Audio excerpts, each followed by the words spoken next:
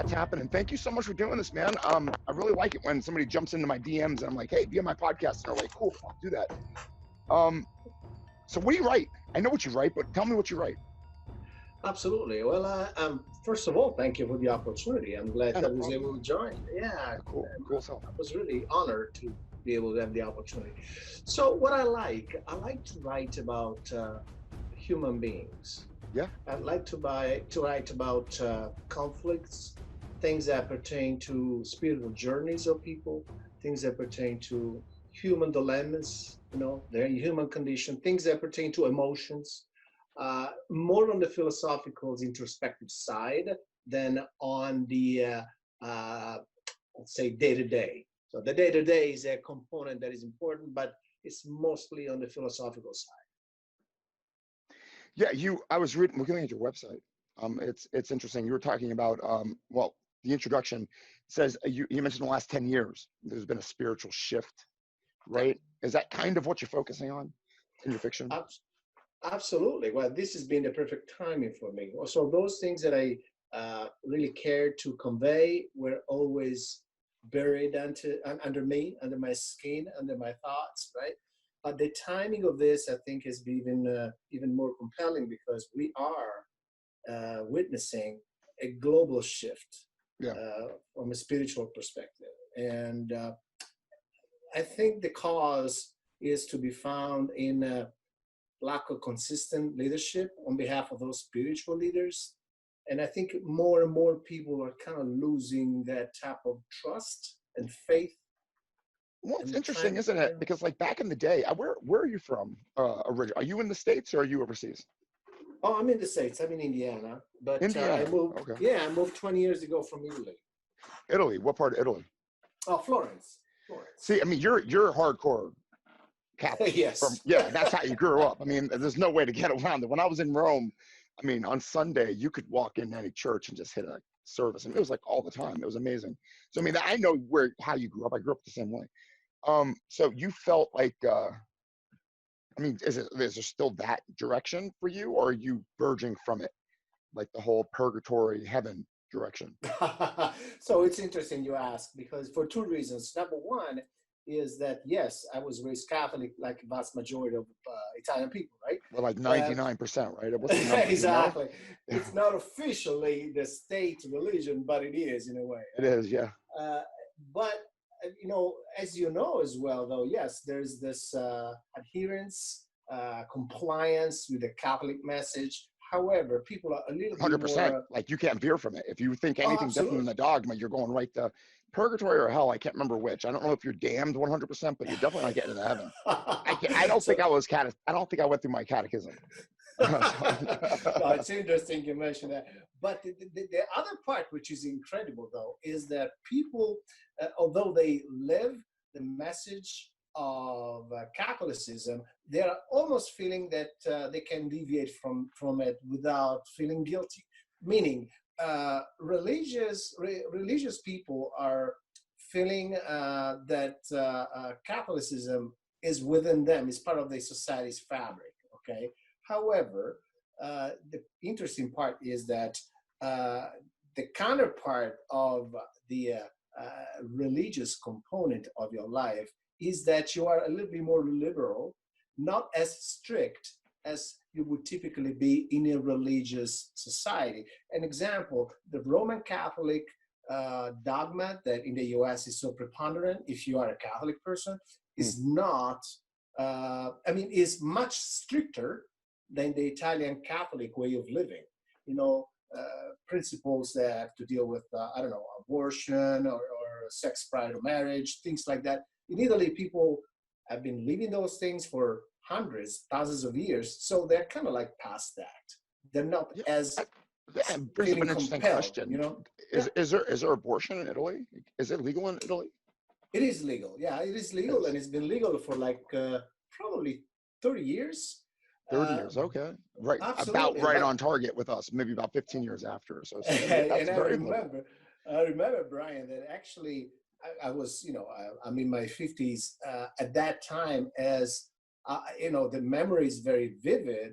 It was a big debate, because it was a big shift from, the church trying to dictate the discourse, and people are like, hey, maybe, yeah, we are. Ireland, right? Just recently Yeah, switched over. They went from legal to legal, and it was a world, reverberating event.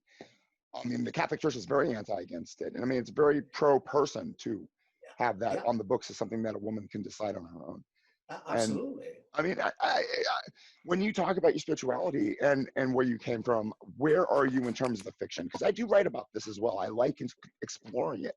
There's Yeah. just no better place than humans and our own anthropology and sociology to kind of explore what religion is and maybe even add like a fantastic element to it.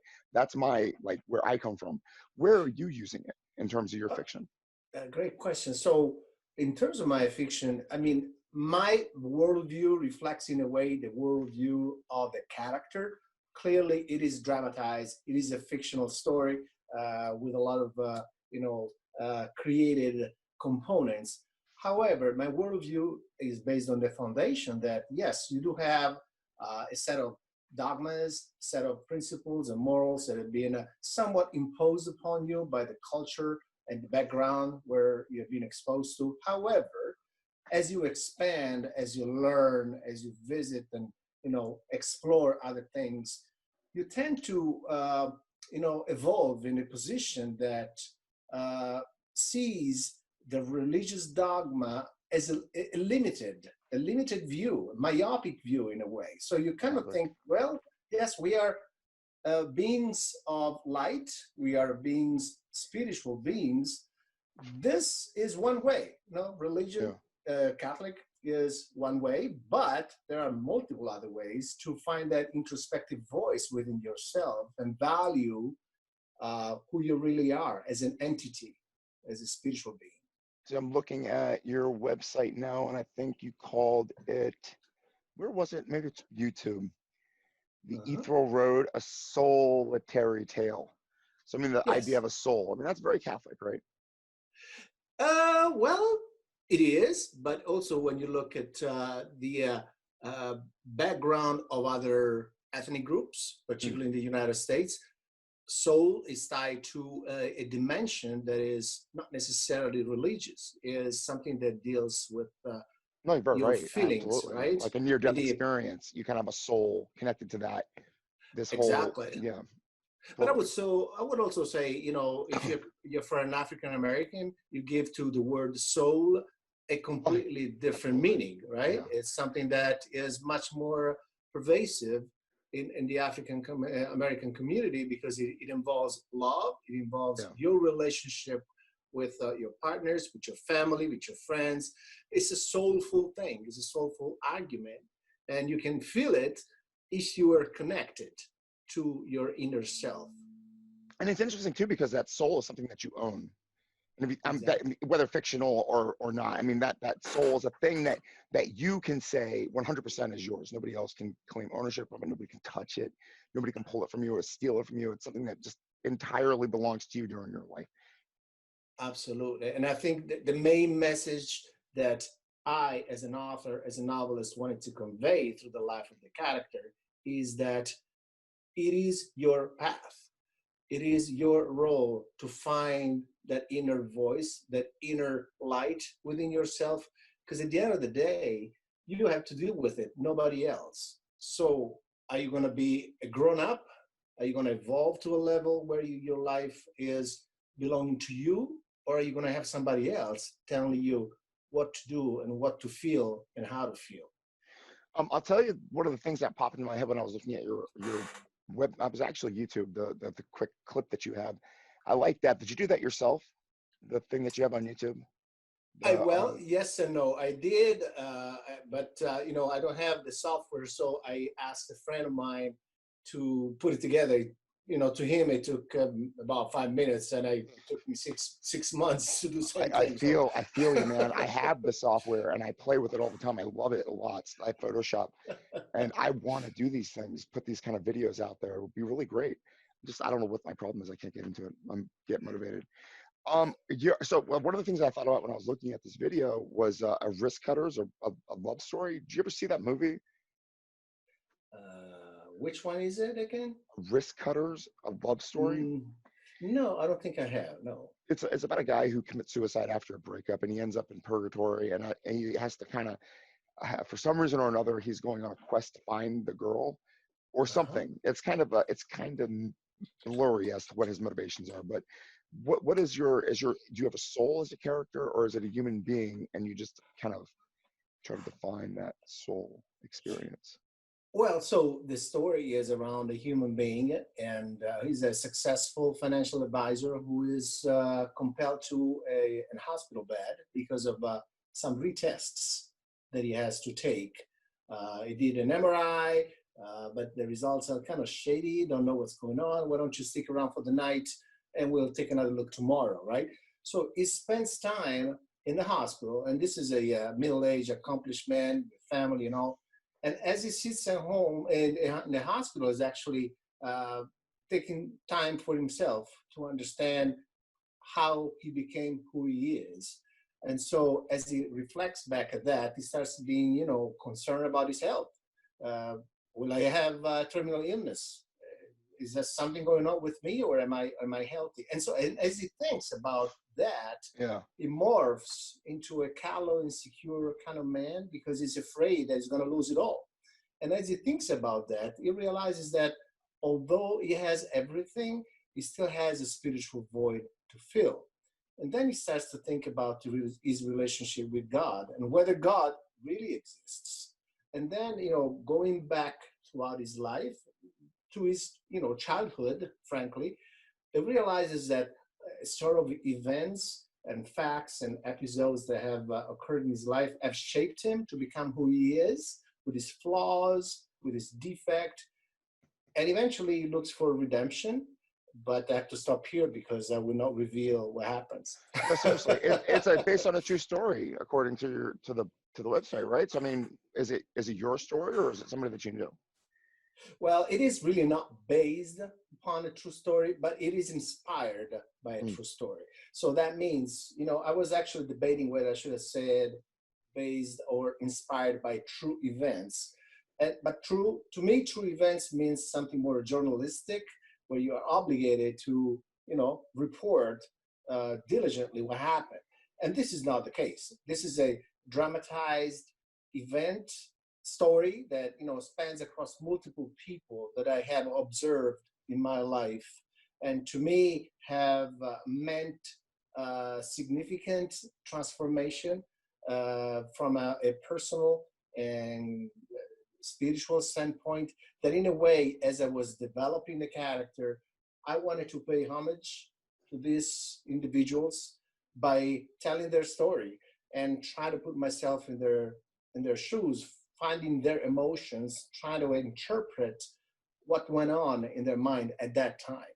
So it is a dramatic story, frankly. It has romance in it, it has magical realism in it, there's What's fantasy the what's components the in it. what's the fantasy and magical realism components?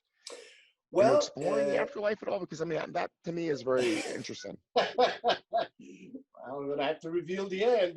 Well, Let's put it this do you way. ever did you ever see Dreams May Come? You read that Robert Heinlein book of the same name? Oh, yes. I think I heard about this. Yes. Oh, got it. So I can share maybe some tidbits. There is an afterlife component, yes, and that's what it's all about eventually. But one thing that you need to know that is part of this story is that this gentleman, who is at that time is just a little bit older than a child, tries to explore spirituality by himself, and in doing so, he actually crosses a threshold that he shouldn't have. And by exposing himself and his untainted soul to something dangerous, commits a mistake, and at that point takes a different path. His life takes a different path and makes him who he is at 50 plus years old, right?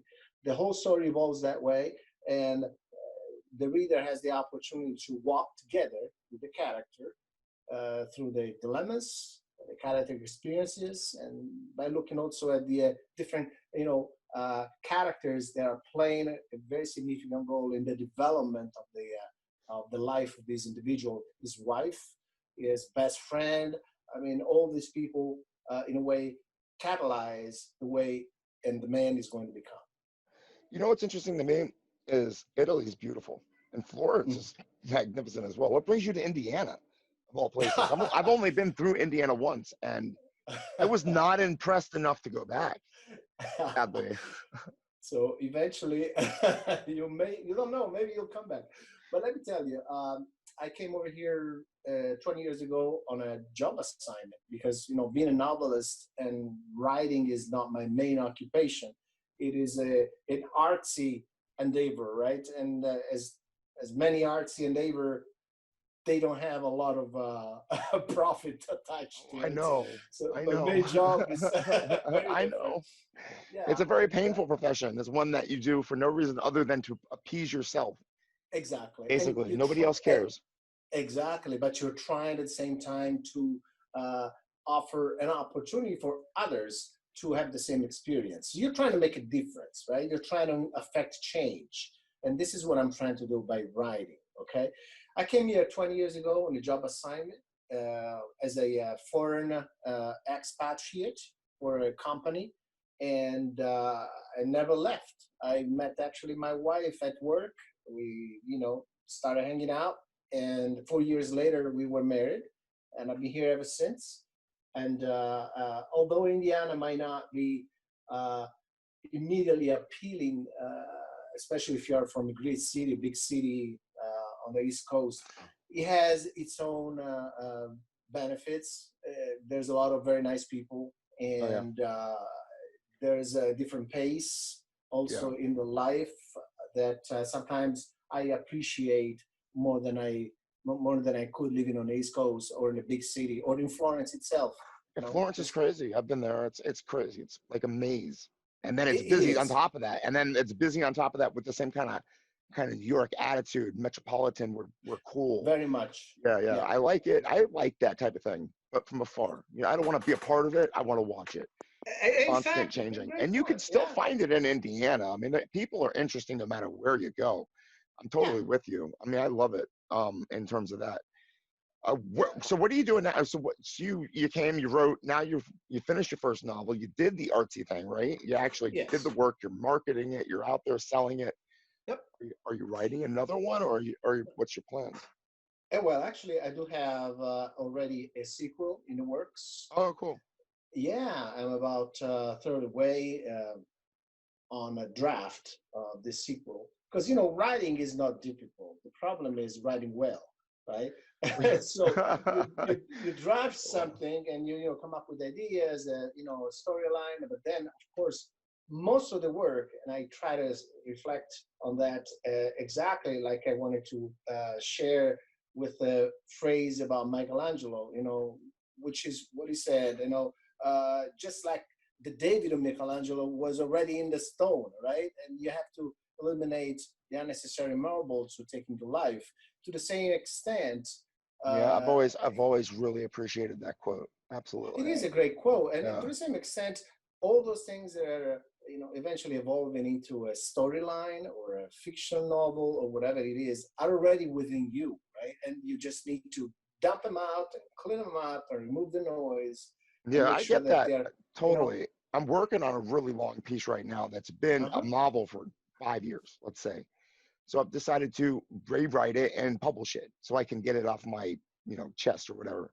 But while I'm doing that, I'm ripping the thing totally apart, and ideas and other stories that I've written are coming together to form something completely different.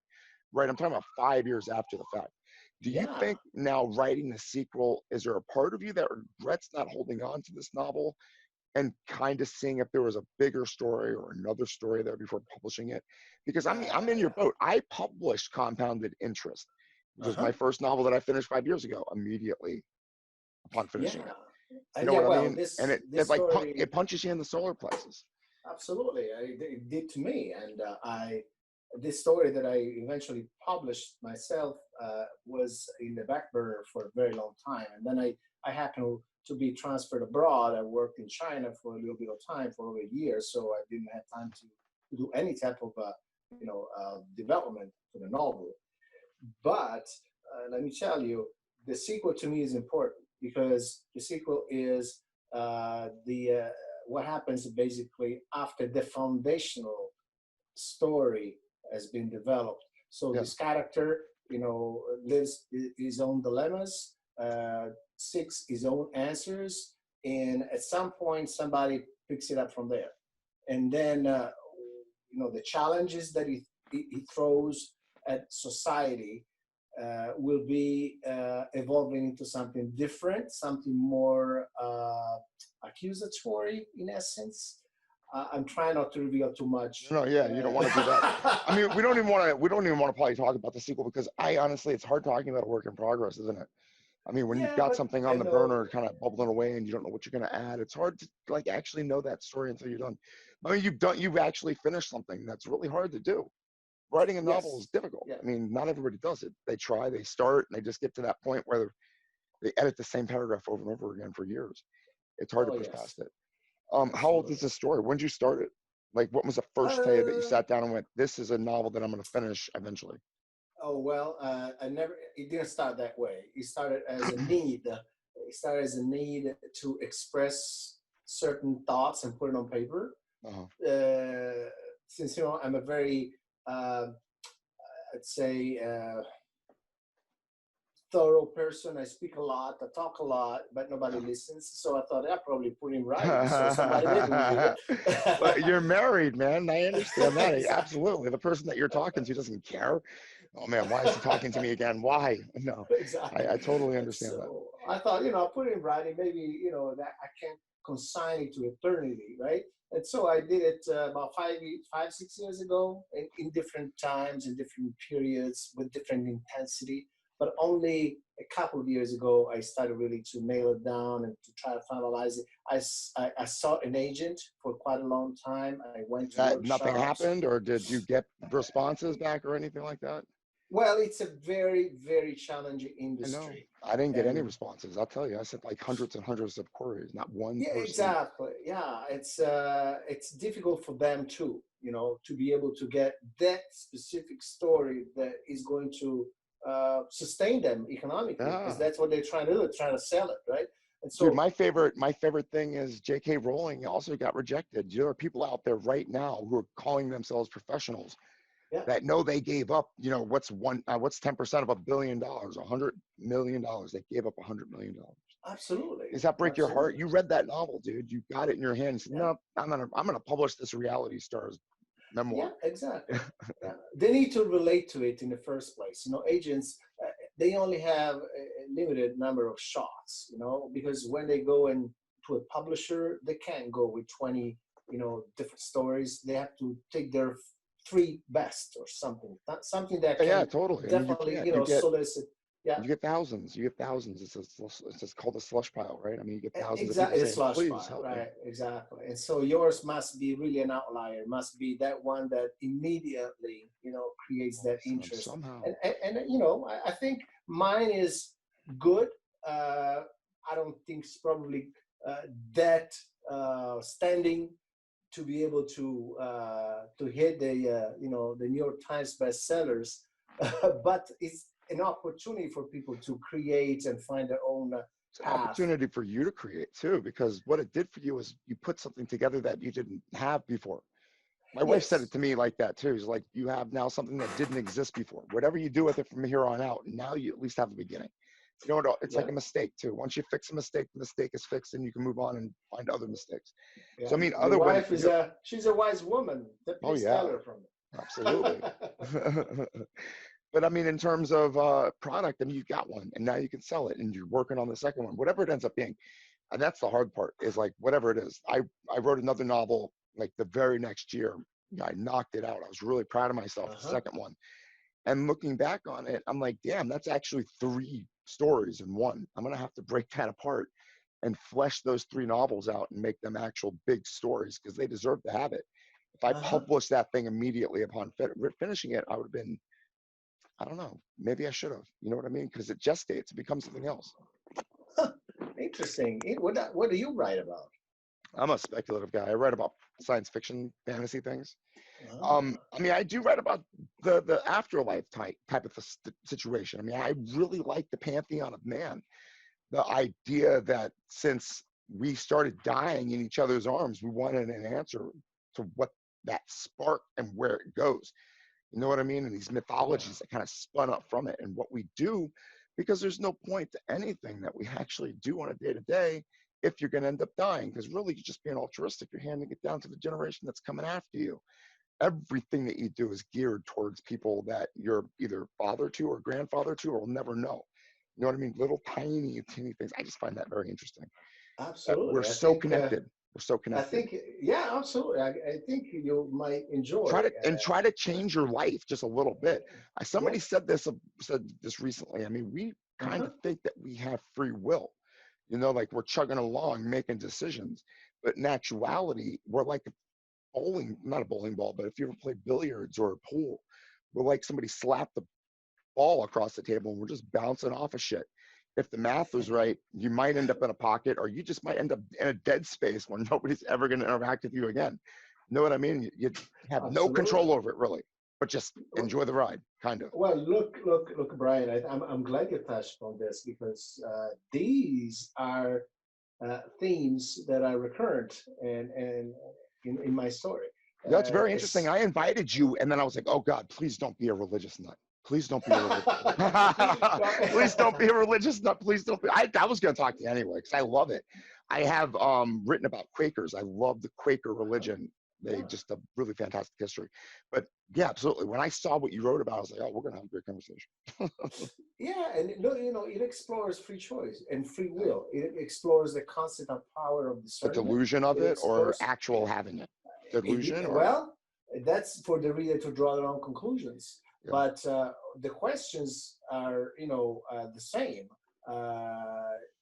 Does God exist? And if he does, is he inside us or is he outside of us? I mean, the notion of God, is it something that we should be responsible to elaborate, or are we just supposed to take it as is, as someone has told us for 2,000 years? And this is just one notion, okay? Yeah, or are we the mold floating on top of his puppy's piddle puddle, you know? Or are we an expression of the notion of God?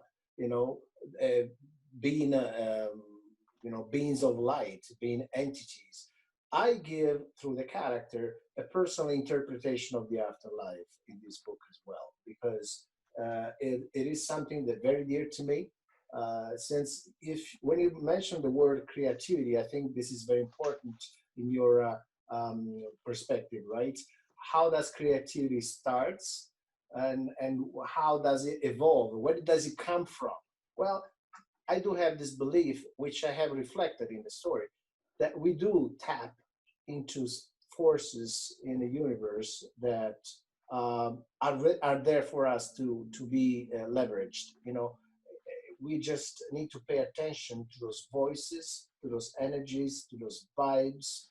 And once we are able to do that, then we will be able to be complete, to become whole, to become what we need to be as human beings. Because we are empowered at that point with our spiritual selves. So the part that I'm trying to get across here is that it's not all about what we see and what we feel. There's much more to that. We are very limited in the definition that we apply to the universe, aren't we? I mean, our greatest minds are fools and, dummies. We have no clue what tomorrow is going to make of their theories today, or, on their day. I mean, they're just monkeys. We're just monkeys. We have no clue. We're constantly just guessing what's happening out there. Right? Recently, we got a blurry picture of a black hole. And that might be like the fundamental thing that makes our entire solar system run. And we just barely got like the fuzziest glimpse of it. Absolutely. And if you're willing to, you're right, Bryan, if you're willing to acknowledge and accept that the whole picture is not only what you see and what you touch and what you're able to sense, it gets much, much bigger, much more interesting, because that was always why. That's creativity for me, is answering exactly. that. Finding that it's like, when I was a kid, I remember something just ridiculous that I would think after church on Sunday, thinking about Jesus and God being able to do anything. You know, that was the thing the priest said that one particular day. And I started thinking about just ridiculous things, you know, just ridiculous things that a 9-year-old would think about. And just that's how things begin in terms of writing, just like answering those ridiculous questions, scratching that itch. I think you will find that the character has posed the same questions to himself during the book. Do you Because that's feel, where it started. I mean, I write a lot, so I write constantly, flash fiction, short fiction. The novel that I'm currently working on is one of many that I should have already finished long ago. Do you feel an itch to write other stories in the world that you're trying to develop, or are you confident enough that these two stories that you're going in the right direction? Oh, that's a fantastic question. I think I like the word itch in this particular case, because if I had the time and if I had the opportunity, I would write continuously, because there's always a story to be told about anybody, about anything, you know. It's just the time that is, you know, not available there, because you have plenty of things to do. You're running a life, you know, I've got family, I got a full-time job, but I think that there's no limit to what you can tell. Every story deserves to be told. There's always a story somewhere. And I think it's important that we stop and think and let it out and be able to transfer our thoughts into a readable manner so that somebody can draw benefit from it and maybe, you know, find sympathy into these words and, you know, perform transformation within themselves by learning something new. You know, writing should not be a cathartic event for the writer. It should be for the reader at the end of the day. You know, they should be looking at that and say, hey, I read that piece and just changed my perspective on something. Wow, that was powerful, whatever that is. Yeah, I mean, I love having my perspective changed. I love finding out that I'm wrong. I'm always looking for an opportunity to figure out, oh, okay, I'm better off knowing this now, right? Yeah. People get locked in shit. They just get locked in. It's true. We all do, right? We're Yeah. human beings. We are safe and secure by believing our firm elements because it takes energy to think, you know, and we're not always charged the right amount to expand and to invest, right? It's safer, it's easier to just stay firm and maintaining a stance. What's difficult is the opposite. So that's what I think religion does, unfortunately, to a lot of people, and is keeps them firm, chained to a set of ideas and beliefs. But what's preventing you from trying to understand something more? You know, I think you're making yourself a disservice if you don't explore. Well, man, especially being that there are so many varied topics around the world anyway, right? I mean, when I went to Italy, I lived in Rome, and I really wanted to go to with some kind of basic understanding of your language. I barely scratched the surface. I mean, I could spend the rest of my life studying Italian, right? If I wanted to devote myself to that. That's where the frustrations come in, because I mean, the interest can be so many topics to know, and you have to mesh them together to get to some really great understanding. And we're very finite in terms of time. And honestly, I think that's what your character makes me think of anyway, as this dude that's just struggling with, I don't really have a lot of time left. I've got to do something. Right. It starts hitting you. I mean, you go to the doctor's office, it starts becoming more meaningful. Like, okay, we want to check your heart. We want to make you do some stress tests. Oh man, dude, you got some shadowy stuff. I broke my arm when I was 16 playing football. I snapped that sucker right in half and had nerve damage, fought back, you know, played a couple more years of ball and joined the army. It barely affected me as a young man, but I had an x-ray done on my shoulders because of arthritis or whatever. And the doctor freaked out because of the calcium deposit around the fracture. He called me all freaked out. He says, hey, yo, man, we think we have discovered a tumor in your arm. You got to come in immediately so we can re-examine it. And I thought he meant my leg because I was having really awful, you know, I broke my ankle in the army, breaking things all the time. So, I mean, I had confused the conversation, but I thought I had cancer. You know, it's a weird experience to think that you could be dying. And they show up at the hospital and they're like, oh yeah, we were wrong. We didn't know about your past injury. Get out of jail free card, right? But you're 40 years old and you start thinking about the time that old lady down the hall didn't get get out of jail free card. You know, when's that going to happen? Start becoming 43-year-old people in obituaries and stuff. Well, 50-year-old so people. you can relate, right, to Yeah, this experience. So absolutely. It's human. you're confronted to try to find some answers because time is running short. So what are you going to do? Some You people know? don't acknowledge their own deaths. I mean, I don't know your politics, but some people think that the guy that's in the White House right now doesn't understand that time is limited, that he, for some reason, thinks he's going to live forever. I mean, there are people like that that exist on this planet that do not recognize that their actions are leading to an ultimate demise for their thing inside. Good point. Good point. Yeah, but I think we're past politics right now. We're living in a surreal dimension. It's interesting, right? I mean, you said you went to China.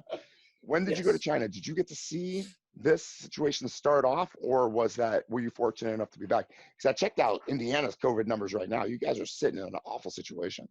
Pretty much, yeah. But Yeah. they tend to discount it like nothing happened. The governor just yesterday, I think, or 2 days ago, made a mask mandatory.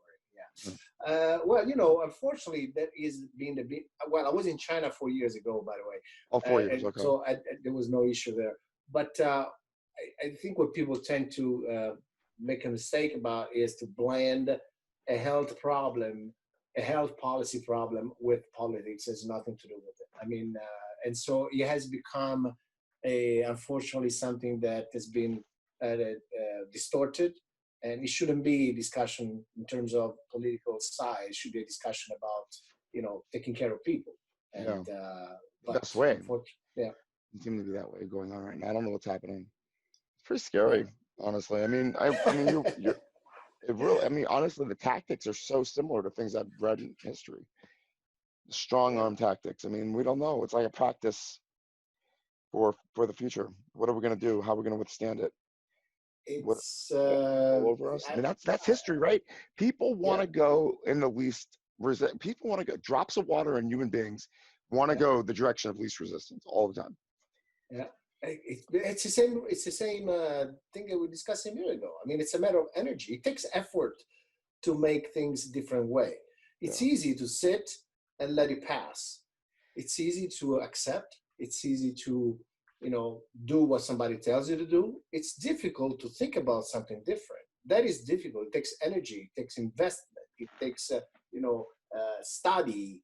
It takes strategy. Those are things that not everybody feels compelled to do. Strength. It takes strength to do it too. New York had some really powerful social movements, the protests and the I want to say rioting so bad, but it's not exactly what I mean. But the looting and stuff was awful for a few days. I was down in the East Village. I got to experience it. It was a little intimidating. I would definitely not go out because it was a little bit. I didn't really feel like I'd be appreciated. But people were being arrested. And it turns out how New York City handled the protests are to take the people they arrested, the hundreds of people, and put them under the jail for several days and not talk to them. Complete squalor, bug infested, boxes of food they just hand out and say, eat it if you want. They just left them there. And then finally they opened the door and said, okay, you're free to go. No charges or anything, but hope you enjoyed your stay at Casa NY City, New York.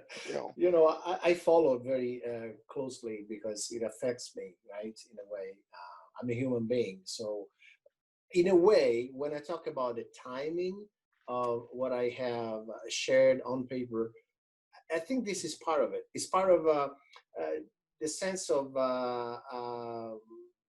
desperation, the sense of hopelessness, the sense of lack of clear reference points for a lot of people because of the inconsistency, because of the lack of leadership, because of the lack of transparency, because of the corruption, all the negative feelings that you see expressed today everywhere.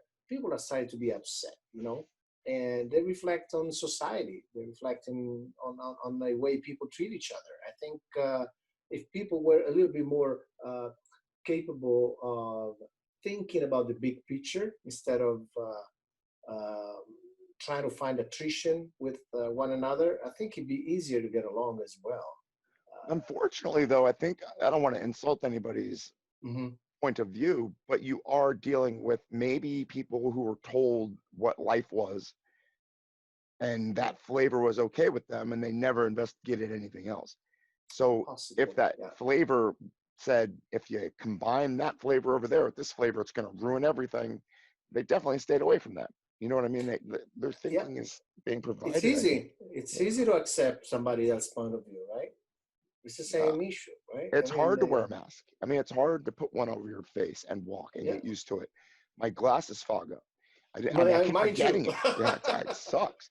But it just now I just deal with it. Now I just put it on my face and I walk. You know, I just now I feel like I can breathe okay. There's no problems there. I'm used to it. Yeah. But back in the beginning, it really was awful. Now I feel bad when I forget it. It's like, oh, it's a challenge to get through my outside experience with the mask on. Well, yeah, well, believe me, Brian, this is still matter of debate in the local social media. People think that you don't need a mask. It's so good, and they As if don't I think don't care. about I just don't want anybody spit anywhere near me right now. I think right. I don't know what I think. You know what I know? Ultimately, history will tell me what to think. Right now, I'm just Yeah. going to try and stay alive for my children because ultimately I'm going to die, and I hope I'm old enough to hold my grandchildren. That's all I really care about. You know what I mean? We Makes social total distance sense. anyway. I mean, we don't party. We don't have barbecues. We're not like inviting people over. The world is already set up for social distancing. I understand. That's the funny thing. That's the funny thing about living in the most populated city in America is that you basically just want to be left alone. Yeah, We did really good at and social distancing. absolutely. And this is one, in a way, when we're talking about Indiana, one of the things sometimes I appreciate most. There's a lot of quiet, silent, clean air. I love New York, man. When I go to New York, I love it. But I like to come back as well and just sit on the porch and be in peace with no Very noise. jealous of your porch. Very jealous of your Yeah, porch. you I know didn't what I have a mean? porch. I have an upstairs terrace, but we didn't do anything with it because we just ran out of time before this whole thing started. But it's hot up there right now. There's no porch. It's like 30 degrees hotter than it is outside. Yeah. I miss New York. I mean, I miss Italy all the time. Every day of my life, I miss Italy. Right? Every time I go, if I stay more than 2 weeks, I'm like, I like to go back to my porch and to my parking space that I can find anywhere I go versus having to Yeah. fight an hour every day to find one. So there are some Well, benefits. no. When you live in New York, what you do is you find a parking space and then Uh-huh. you do not use your car until you absolutely 100% have to. The city makes you switch sides of the street. I call it opposite side parking, but man, we find a spot and it just stays. It's like, why even have a car? But just don't use it. Understand. So did your family? Do you have a family in Italy? Because I mean, that's a hard hit. I did. Yeah, I do. I have my mom and dad, and they're past their 80s, and I talk with them today. As a matter of fact, I talk with them every day and trying to make sure that they're okay. So we have been talking every day since back in December. But that's Trying to scary. make, yeah, and I've My been parents are in their following. 70s, and I think about it Oh, like, man, it yeah, just happened, right? yeah, yeah, And yeah, it's yeah, fast. It's fast, and it's like yeah. they're alone when it happens too. Yeah, it's very scary. Exactly, and that's why it was even more difficult for me to accept discussions that are discounting this virus and its danger, because frankly I've been listening to this story since December. I saw thousands of people dying on TV every day, Hmm. literally 1,000 every day. There was 1,000 people dying in Italy, and I saw this every day happening. And when it landed on our shores, people were still wondering whether Blase. it was real, right? Yeah. Uh, There's Well, I nothing mean, I was close. watching it come out of China. I saw it Yeah. like pop in Wuhan, and they were building that Yeah. hospital, and it's like, Yeah. oh God Almighty, man, we got to get ready for this because China does not act like this for nothing. I've never seen China act like that. Yeah, You they're know, amazing. Frankly, living in there, it's been a fantastic experience. They are great people, and you can make very good friends. The politics is challenging. That's the part that is challenging, right?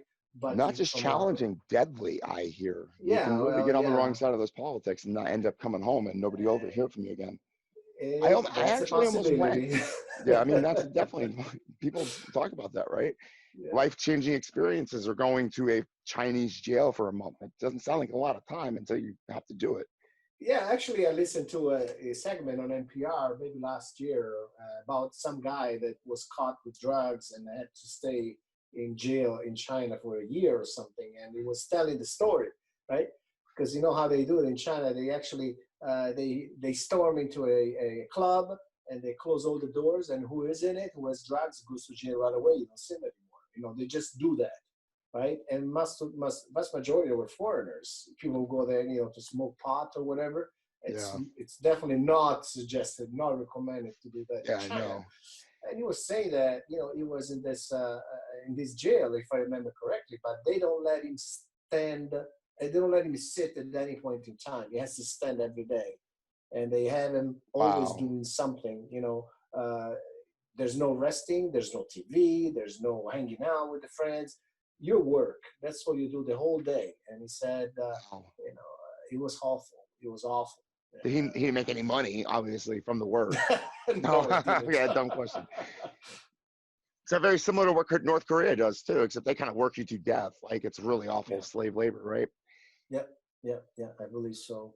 We don't know much about that, but that's what they say. Yeah. I don't know, man. I'm hearing whispers. All my life I've heard whispers about China and Russia, how something should be done about their human rights violations and whatnot. And then we get to adulthood and you kind of realize that the people that are saying that something should be done about the human right violations are kind of causing it with all the embargoes and you know, and whatever the hell's that happens all politically in the UN or whatever. It's like, man, just release a little bit. I don't know.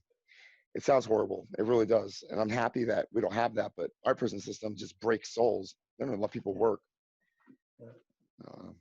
I understand. So the sequel's in the works. This novel's out. It's been out since June 22nd.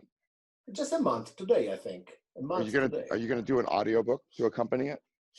Don't know about that. Well, you know, I don't have any, you know, significant expectation that this will become, you know, a thing. You know what I mean? The reason why I was looking for an agent was because of the distribution, the visibility, the promotion. That's all what stuff, a publisher can do. All the stuff that you right now took over. You have to do exactly. Because there's a lot of good writers out there with beautiful stories, but nobody will ever hear about them because they're not nowhere to be found, right? And so the audiobook would be something nice. I haven't thought about that yet since. I mean, if you knew somebody with an Italian accent, you know, that could put some word, you know, the guy has to have an Italian accent to make, I think, the character. No, not necessarily, because I mean, the story is in English, and there's a set in between Tuscany and Chicago, all right? There's a cadence to you guys, though, man. I mean, Rome is like that. It's got that cool cadence, but you still have it too. I mean, it works. People like that stuff. That's why your wife grabbed you the minute you got off the plane. You're like, Italians, he tackled you. You're married 4 years later. Yeah. Pretty much. I would totally recommend an audiobook. People say it's very, very profitable in terms of getting eyes on the book. And just the more fiction you put out in the world, the better writer you become. And unfortunately, I mean, that's the thing that bothers me the most is that you just get embarrassed by your past work.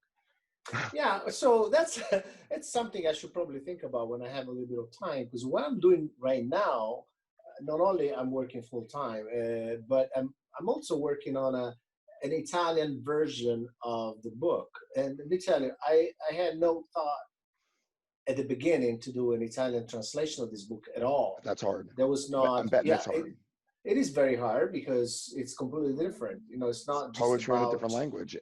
How's that feeling for you to write in Italian? Because I just read, I don't know, maybe it was somebody said they wrote in English, but they're Romanian, and it was like a fascinating revelation that somebody's not writing in their mother tongue. So I did my graduate studies here. So I think the passion for writing in English directly bloomed in a way at that time, because I realized that, you know, I always like to write. I always like to write my own language. But then when I started to write, you know, theses and papers and things, I really enjoyed more doing it in English directly, right? And so they say that language, English language, just you know, like slathers over sentences better than any other language. The syntax is different, you know, the grammar clearly is different, but there's also some important aspects tied to the etymology of the word itself. You're kind of and stuck with Italian, right? And the same thing with like French or Spanish. The mhm. vocabulary is not growing exponentially over the centuries. It's kind of rigid, grammar-wise That's too, yeah, right? I mean, that's a good point. I was actually having this discussion today with my brother, who is also a published author, but he writes academia, so completely different stuff. But I was actually talking about this with them, and on how sometimes finding the right synonyms to express feelings is a little bit more of a limited aspect to do it in Italian versus in English, because like you said, English I think is a more lively language and it evolves, while Italian I stopped that a long time ago, and it's grabbing words from other languages rather than creating neologisms on its own. And the so, fascinating thing about yeah, Italian to me is the dialectical changes are significant oh, from region to absolutely. region. Like, I mean, you're from the north. If you went down the like Sardinia, what is it, the South Sorrento? If you went down the Sorrento, there's Hmm. like a different language being spoken. Am I Oh, right? you don't need Bryan to go that far. I Oh, guarantee you. I mean, you can drive 30 miles from every city, any city in Italy, and you can grab immediately where they're coming from. You know, it's you can fascinating, isn't it? spin, yeah, you can Because I mean, the way spot it that you right tell away. your wife in Florence that you love her Hmm. is how you would express love in Florence. But if you went to Naples and you would express love to your wife in a different way, wouldn't you? Oh, absolutely. You And you would express mean something different. everything, Yeah. everything in a different way. Do you Everything, the know way those you. differences? I Hmm. mean, is it possible for you? I mean, as an Italian, writing in Italian, having written in Italian most of your life, Hmm. can you express yourself in the different dialects, or is that Well, I allowed? mean, 'Cause I mean, I would imagine there's you're an educated Italian, so maybe there's uh-huh. an educated dialect, and that all educated Italians speak, or something like that. Is there? So there's an official language, right? Yeah. Which happens to be, uh, frankly, the one on which the Florentine accent is based upon, because it was Right. Okay. developed in the 1200s by Dante in the comedy, right? Oh And yeah. so the And the Florentine, Inferno. yeah, the Florentine dialect is the closest to the official Italian language. I did not Okay, know it was Dante. That's fascinating. I did oh, not know he. absolutely, Really absolutely. interesting. And so, but the more you go to other cities in Italy, the more they have the influence of additional cultures that throughout centuries have occupied or colonized the land. So you have Arabic, you have Spanish, Yeah. you have German, Saxons. You know, French people were there too, Slavic influences. So depending on the geographic area where you go, you can definitely have that type of influence, right? So I could mock something, I could mock a dialect, but I would not be probably successful. I will make people laugh, because it would be equivalent to do, I don't know, the Texas twang with vis-a-vis Alabama or Georgia or Tennessee or whatever So that it is, is right? more of, is it accent? Is that what you're saying? It's more of an accent more than it is like language changes? There's both, actually. Yeah, The that's what I accent thought. is just the way you speak daily, right? Yeah. But the dialect has completely different lingo. I mean, a different use of language. Sometimes I couldn't understand a word if I hear somebody from Sicily or Yeah. Sardinia, like you said. I mean, I couldn't understand what they're talking about. Just a different language, literally. It's fascinating. So what are you doing? What are you doing the writing in? Excuse me. So I'm writing in Italian right now. I took the whole book and I'm trying to translate it back to Italian because I was motivated by a lot of people, friends, family, my network, and they just told me, why don't you do the Italian version? I'm like, I don't even know if I'd be able to write back in Italian again and create the same emotional experience for me and for the reader, because it takes some art to do that. So, but I started this like a challenge, and as I go, I see that it's difficult. Yeah. So I'm working on this draft. It'll take a lot of work, kind of like what Michelangelo did, right? Chiseling Chip out, away, chiseling chip out, away. chiseling Yeah. out. a cheaper way, all the excess noise. But I think at some point it's going to come out nicely. But Good stuff. I'm How having a far lot of along are you? dilemmas. You're just starting it, or are you just working the On the cobwebs first up? draft, I'm about 70% on the first draft. But obviously you have to challenge as well the grammar. You have to challenge.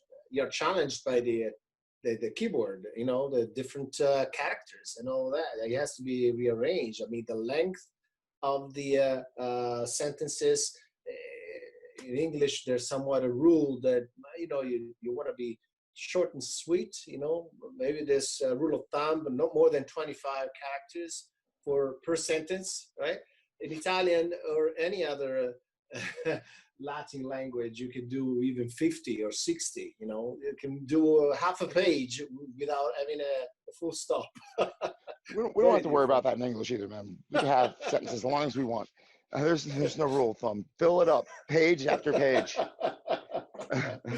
Yeah, but yeah, I'm working on it. We'll see how that comes. For now, it's just to keep my mind busy. Yeah, I mean, this is fantastic, man. I wish you luck with both projects, the sequel and the translation. And I hope you think about doing an audio book. So you got a great voice. I think you could do the character justice on that platform. I hear it does well in terms of helping you get your name out there and stuff. Oh, I appreciate that very much. I haven't thought about it, but I think you definitely give me an idea. In the past life, I also was an opera singer, and so actually using my voice at some point in my life, even though it was not a profession that I could do full time, it was just for fun. But I've been trained, right? So using the voice at some point in time was an important feature in my life. I don't pay attention too much anymore, but it was all about the voice, how to use it. Yeah. And so it's interesting you brought this up. So it's something it's very dear to me. Do you want anybody to know where can people find you on the internet, World Wide Web? Let me say this first. Yeah. Thank you so much for being willing to be on the show. I mean, I've had a fantastic conversation with you, and I'm definitely open to having you back on for whatever projects you have in the future, or for you have an hour's worth of topics you want to discuss. It's been fun. Oh, we can talk forever, especially right? With a bottle of wine. I can talk for an entire day. Right. No, I thank you. Actually, it's been a very nice conversation, and I appreciate your question, your invite, and I definitely appreciate your point of view, as well as being a fellow writer, so you understand, the challenges and the dilemmas that are experienced every day by someone who creates material, especially in the writing style. I'd be glad to come back whenever. So my book is out. It's on Amazon, pretty much worldwide in different markets. There's also a Kindle version at $5.95. But if you have Kindle Unlimited, you can actually download it for free. But the paperback is at $13.95. The title is The ETHEREAL Road, a SOUL-ITARY tale. And it's again inspired by a true story. So I invite everyone who has the opportunity and is looking for a tale of, let's say, universal spiritual empowerment, to look into that, to see whether the story might be something that might be interesting.